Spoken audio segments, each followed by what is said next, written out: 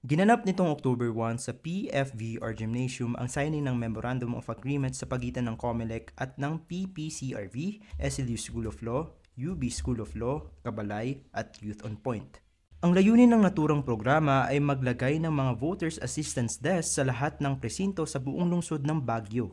Yung main objective ng MOA signing is to enlist volunteers who will man the Voters Assistance Desk on election day.